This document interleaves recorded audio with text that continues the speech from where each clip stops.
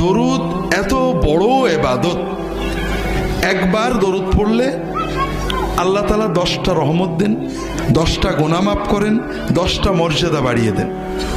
আল্লাহর ফেরেশতারা দোয়া করে, আল্লাহর রাসূল সাল্লাল্লাহু আলাইহি ওয়াসাল্লামের কাছে দরুদ পৌঁছে দেওয়া হয়।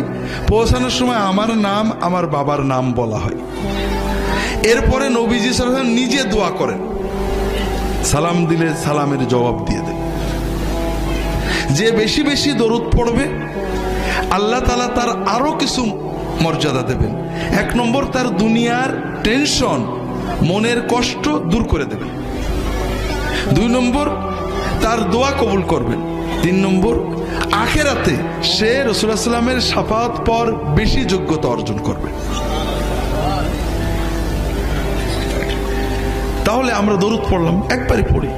এখন কথা হলো কোন দরুদ পড়ব, ঠিক না? এটাও তো মুসলমানদের ঝগড়ার একটা বড় বিষয়। মুসলমানরা নামাজ রোজা নিয়ে ঝগড়া করে না, হালাল খাওয়া নিয়েও ঝগড়া করে না, কারণ এগুলো আল্লাহ কোরআনে বেশি বলেছেন। আর যেগুলো আল্লাহ কোরআনে বলেননি, রাসূলুল্লাহ সাল্লাল্লাহু আলাইহি ওয়াসাল্লাম মোটে বলেননি, এইগুলো নিয়ে ঝগড়া করে।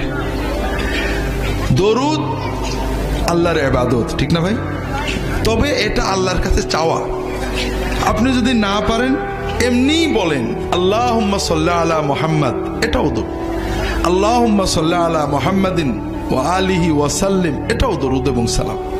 তবে রাসূলুল্লাহ সাল্লাল্লাহু আলাইহি ওয়াসাল্লাম যেটা শিখিয়েছেন সেটা উত্তম। রাসূলুল্লাহ সাল্লাল্লাহু আলাইহি ওয়াসাল্লাম যেটা শিখিয়েছেন, আপনি যদি আল্লাহর কাছে নবীর, তার হাবিবের ভাষায় দরুদ পড়েন, দোয়া করেন, আল্লাহ বেশি খুশি হবে না? তাড়াতাড়ি কবুল হবে না? হ্যাঁ, এই জন্য রাসূলুল্লাহ সাল্লাল্লাহু আলাইহি ওয়াসাল্লাম আমাদেরকে দরুদ ইব্রাহিমে শিখিয়েছেন, নামাজে আমরা যেটা পড়ি। এছাড়াও ছোট ছোট দরুদ আছে, আমার রাহে বিলায়াতে অনেকগুলো দরুদের সুন্নত দরুদ আছে, পড়তে পারেন।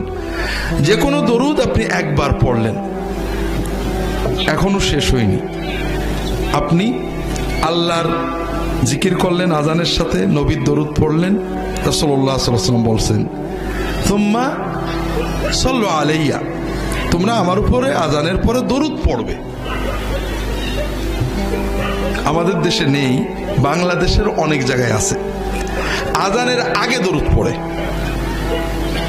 আবার আপত্তি করলে ঝগড়া করে, নবীর দরুদ পড়ো, তোমার কি? নবীজি বললেন আজানের আগে পড়তে না পরে পড়তে? পরে পড়তে। ভালো কাজ নবীজির নিয়মের বাইরে করলে কি ভালো থাকে? আপনি নামাজ শুরু করেন না, বিসমিল্লাহ বলা ভালো কাজ না খারাপ কাজ?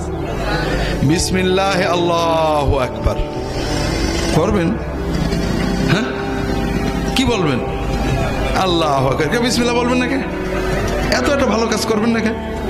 কারণ এই সময় নবীজি বিসমিল্লাহ বলা শেখাননি, এই সময় আল্লাহু আকবার বলাই হলো বিসমিল্লাহ।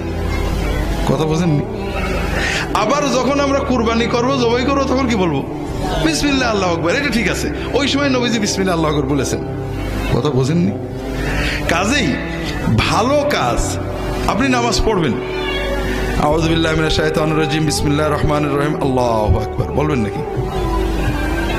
আউযু বিল্লাহ ভালো কথা, বিসমিল্লাহ ভালো কথা, কিন্তু ইবাদত বন্দেগী নবীর শিক্ষার বাইরে যুক্তি তর্ক দিয়ে বানানোর মানেই হলো আপনি নবী মানেন না। নবী যে মানে সে যুক্তি খোঁজে না, সে নবী খোঁজে। আর নবী যে মানে না সে কি খোঁজে?